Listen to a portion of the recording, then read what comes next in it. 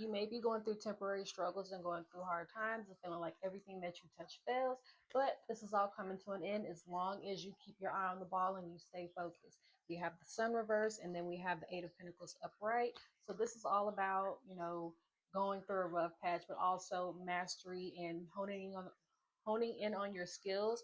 You need to do that. So whatever it is that you're currently working on, and you feel like, I'm not seeing the fruit of my labor yet, it takes time. Does fruit just show up as soon as you plant the seed?